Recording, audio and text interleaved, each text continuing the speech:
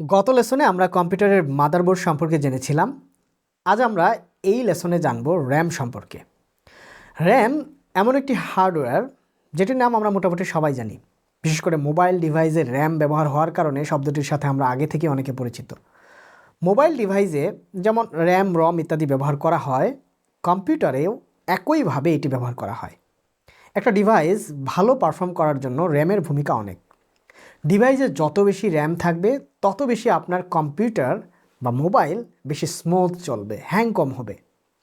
র্যামের পূর্ণ রূপ হচ্ছে র্যান্ডম অ্যাক্সেস মেমোরি।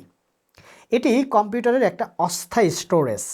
কম্পিউটারের হার্ড ড্রাইভে যেমন ডেটা সংরক্ষিত থাকে, ঠিক তেমনি কম্পিউটারের র্যামেও অস্থায়ীভাবে ডেটা সংরক্ষণ করা হয়।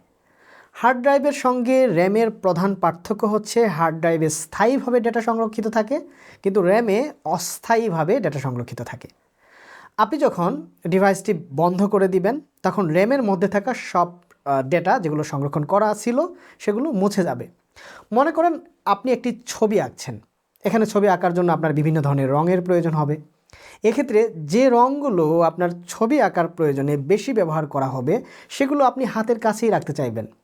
আবার যে রঙগুলো আপনার ব্যবহার খুব বেশি করতে হবে না সেগুলো হয়তো আপনি হাতের কাছে না রেখে নির্দিষ্ট একটি স্থানে রেখে দিবেন। একইভাবে সিপিইউ যখন কোনো একটি টাস্ক প্রসেস করে তখন যে ডেটাগুলো বারবার প্রয়োজন হয় সেগুলো র্যামে সংরক্ষিত হয়। আবার যেগুলো সবসময় প্রয়োজন হয় না সেগুলো স্থায়ী মেমোরি হিসাবে যেগুলো ব্যবহার করা হয় হার্ড ড্রাইভ, সেখানে সংরক্ষিত থাকে। এখানে প্রসেসর প্রয়োজন হলেই তার অস্থায়ী মেমোরি থেকে ডেটা সংগ্রহ করছে, ঠিক যেমন একজন শিল্পী তার প্রয়োজনীয় নির্দিষ্ট রং হাতের কাছে রেখে সংগ্রহ করছে। এই কাজটি যদি প্রতিবার একটা নির্দিষ্ট জায়গায় গিয়ে রং সংগ্রহ করে আবার এসে ব্যবহার করতে হতো তাহলে কি অনেক সময় লেগে যেত। প্রসেসরও হার্ড ড্রাইভে ডেটা সংরক্ষণ না করে যে ডেটাগুলো বারবার দরকার হয় সেগুলো র্যামে সংরক্ষণ করে থাকে। এর ফলে কম্পিউটার দ্রুততার সাথে কাজ করে। এখন আপনার কম্পিউটারের র্যামের সাইজ যত বেশি হবে তত বেশি তথ্য ধারণ করতে পারবে, ফলে আপনার কম্পিউটার ফাস্ট হবে। সহজ হিসাব। আমাদের অনেকের মধ্যেই একটা ধারণা প্রচলিত আছে যে কম্পিউটারের র্যাম বাড়ালে স্পিড বেড়ে যায়। হ্যাঁ, এটা আংশিক সত্য হলেও এর সাথে আরও বেশ কিছু বিষয় জড়িত।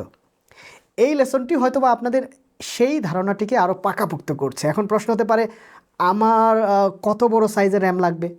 র্যামের সাইজগুলো নির্ধারণ করা হয় 2GB, 4GB, 8GB, 16GB, 32GB এইভাবে।